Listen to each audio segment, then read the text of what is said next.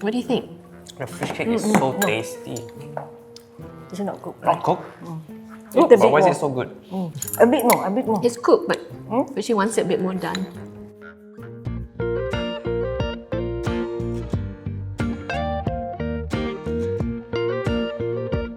Hello everybody, welcome back to another episode of From Book to Cook.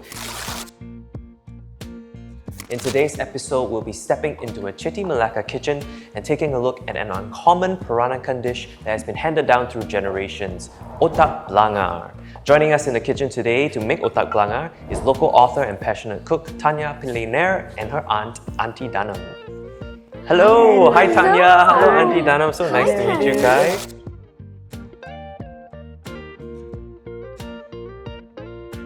So nice to see Welcome you. to our kitchen today. Thank you so much you. for joining us. Yes. Now, before we begin, could you guys are dressed so nicely in your bajus today. So tell me a bit more about the Chitty Melaka community in Singapore. Yeah, so I must share that Aunty Danam is actually from the village of Kampung Chitty in Melaka. Gajah Berang. Yeah, born and bred. People don't realize, but actually it's one of the oldest Peranakan communities because originally we would have come up in the 13th century with the monsoon winds, seafarers from southern India, you see. And of course they would be, busy trading in the Malacca Sultanate. And many of them stayed on and married Malay women. So that's how we got the Peranakan culture involved, and it developed from the mixture of two races, really. Yes. Yeah. Wonderful. And I guess from that mixture over there and that marriage, there's also a marriage of the food culture, the cuisines as well. That's correct. Which resulted in, I believe, this cookbook that you were working on, where you were collecting all these recipes. Yeah, so the cookbook is 2 years in the making. It's created by the Peranakan, the Indian Peranakan Association, and we wanted to focus on our Chitty Melaka cuisine. The beautiful thing about the book, it's not done by one person, it's done by many people, and 91 recipes. Each of it done, sometimes we have 6 contributors for the same recipe, so sometimes a little different. In the cookbook, there's a memory. The memory comes from anybody. It could be, anybody in the community with a particular memory of a dish. And the bottom is Nene's notes. So she tells you things that you don't normally hear, We tried to capture all that because that was magic for us. Wow. So that's the beautiful thing about the community. The village still exists. Yes. You can come and meet Aunty Danam, right, in Gajah Berang, the Angry Elephant it's called. The original name of the village is now just called Kampung Chitty. And, 5,000 people come from there, of which, many moved to Singapore. As Singapore was founded, a lot of Chitty Malakas came out here and joined the civil service even. Right. So that's how we all found our way here. But today, you are going to have Otak Blangah done by Aunty Danam. Aunty Danam over here. Yeah, and she learnt it from my grandmother. In her kitchen. This is this recipe right here. Yes. Aunty Danam, you eat this one. So every time we cook a recipe with any of our nenetes, Aunty Danam as well, you learn something that the books will never tell you, Okay, let's get into it. So what, Aunty Danam, what are the ingredients that we have for Otak Blangah today? We use dried chili, Okay. korisek, coconut, this the fresh one. So we use belacan and fresh chili, Okay. garlic, serai, and kunyit. They call kunyit basah and the lengkuas. And blue ginger. Blue ginger, and this is the small onion. These both grind. Okay. We grind, get ready, grind together. On the batu giling. Batu giling, And the coconut is done separately. So these two are then also, done on the batu giling and with a bit of coconut cream, 3 tablespoons, and you create this rempah. So Aunty Danam believes in this batu giling, right? She said everything tastes better and the rempah is never wet and soggy. Right. So it's the right consistency. Right, and then we have over here, right on our cutting board over here, big fish, I must say. Yes. Aunty Danam, what's this fish called? In Malay we call ikan parang. In English we call Wolf herring. Yes, it. Yes, wolf herring. Yes, that's the one. Herring ikan bara. So this is one way of making a dish that uses the fish really well. Okay. So at the end, the little patties are going to be in this kind of consistency, and you'll have to do some tumbuk to get it like this. Alright. Okay. And then we'll add a little bit of tapioca flour. Sometimes we need to make the consistency a little softer. Yeah. Bit of white pepper, and we're set. So first thing is we need to clean the fish. Yeah. We cleaned it halfway for you. We didn't clean it all the way. So Aunty Danam, do you want to slice through? Yeah. Okay. Actually, must pull up first. Let's pull first? Okay. So this is how you're going to have to help her. I pull up the fish for you. Yeah. So Aunty Danam will be at the head and you'll be here, okay? Patty, so you grab it like this. Okay, so you have to hold on tight. I think I hold it better. You hold there? I Okay. got no strength. All right. So we'll help Aunty Danam. So you have to, the sound that we're looking for, Patty, is the sound of your knuckles cracking. Oh, okay. Okay? So we lift it up. Okay. Like we lift it up and then we pull like a Christmas cracker. Oh, okay. Okay, a bit more? Was that it? Yeah. I heard the crack. Yeah. Yeah. this is Okay. a bit correct. Now All right right. here. So what you just did was you broke the bone. So now the bones come out easily. Yeah, so that's what we just did just now. Yeah. Nobody taught me this, only Aunty Danam. She came over and she showed me once. And then I thought, gosh, we have to, how do you explain this in a cookbook? It's Right. impossible, right? Basically, do a bit of surgery on I'm the... going to Yeah. take out the head Okay, first. thank huh? you. Okay.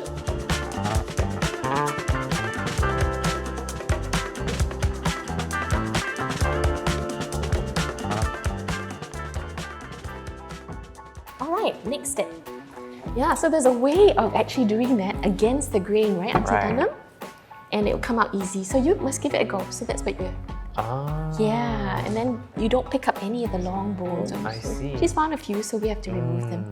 So there's a way to angle it. Yeah, Ice cream. yeah. Do you want to do some? You want to do it? Yeah, come. I try. Come. Okay, are you ready? Get your hands dirty.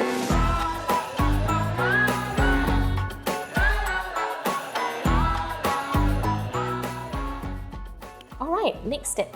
Dunk the pesto into the water Right. just to get pick up the salt. All right. White pepper. You just put a bit sugar here. Mix first then. Okay. We no need to add the salt because the water we found out the salt water When we is pound it later, the later. salt will go into the water. Okay.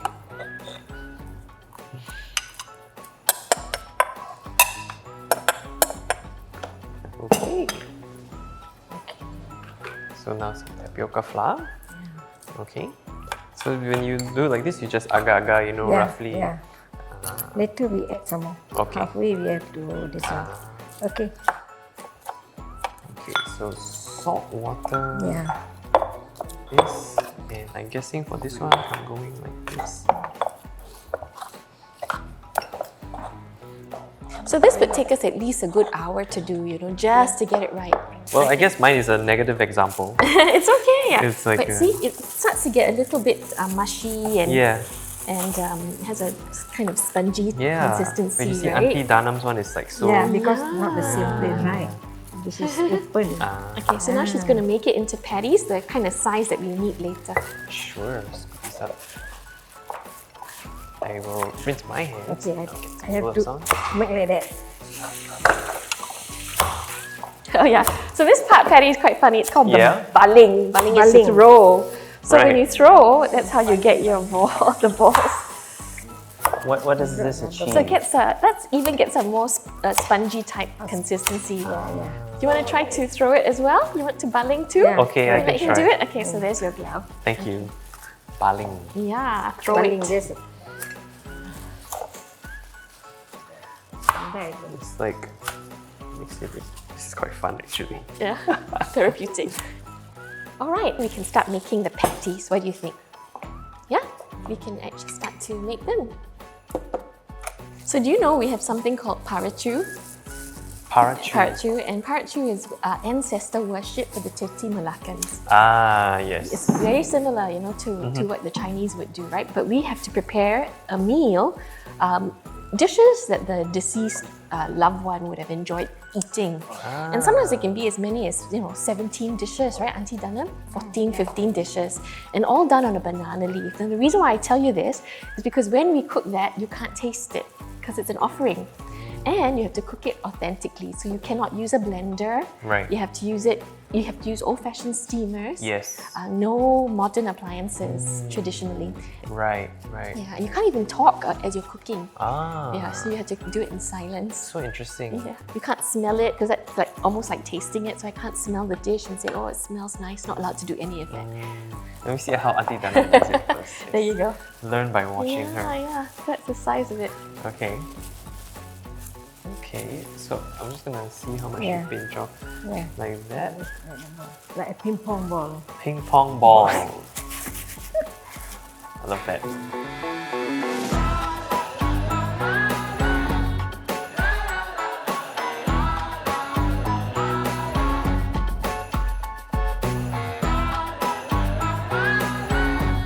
Pass?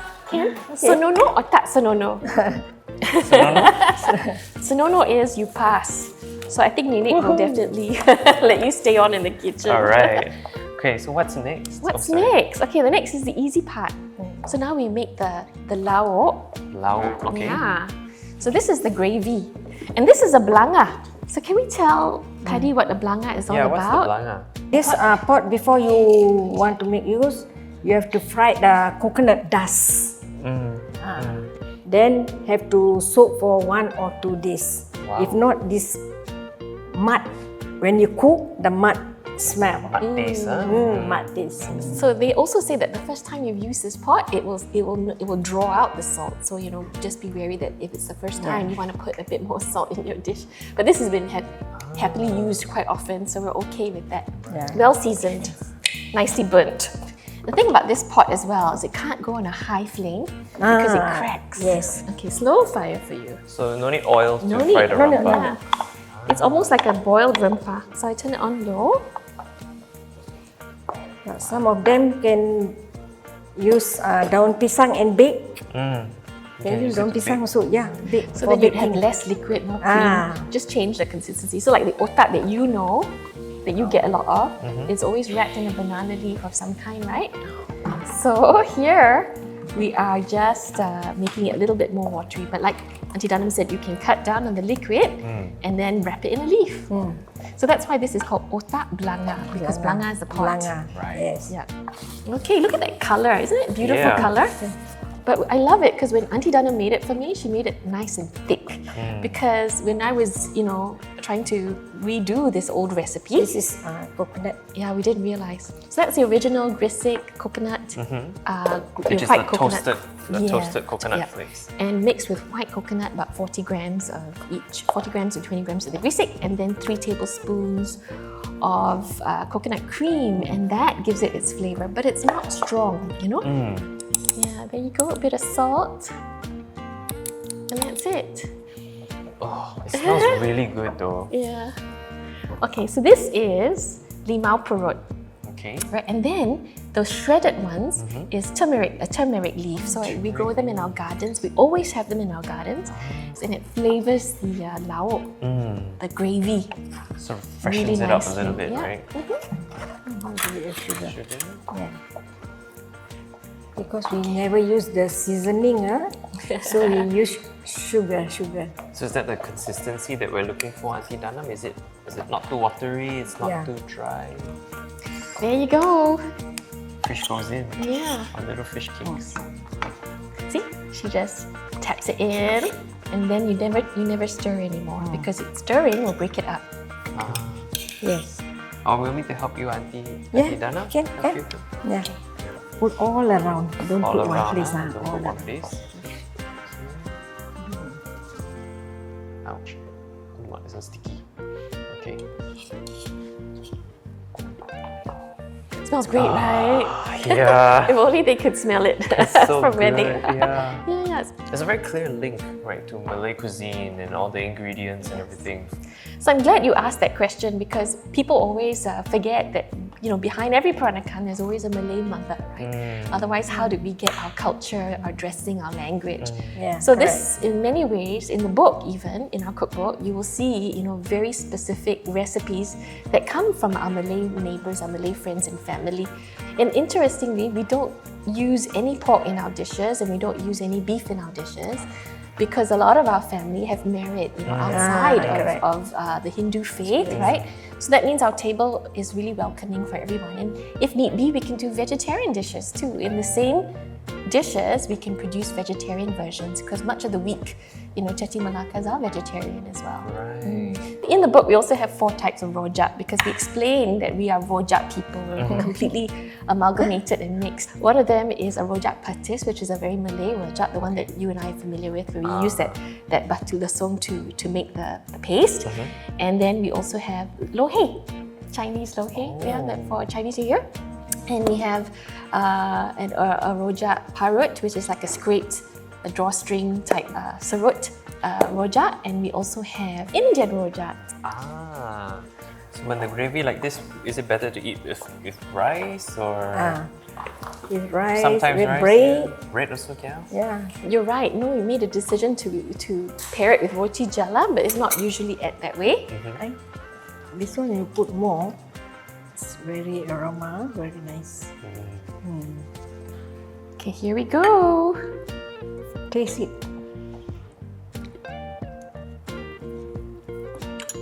What do you think?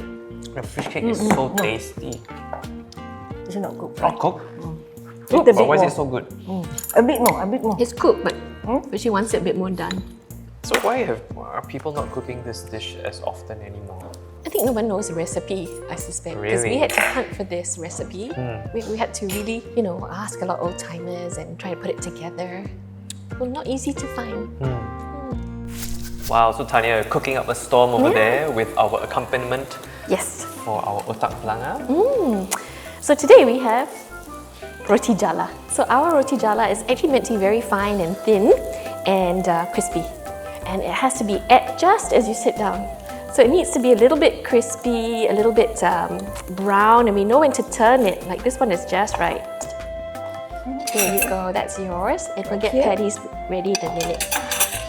So the batter is just eggs and a flour, plain flour, and we have a little bit of milk and salt. Okay, Patty, there you go. Yours is a little bit less crispy as I'd like. Okay, thank you. Try this.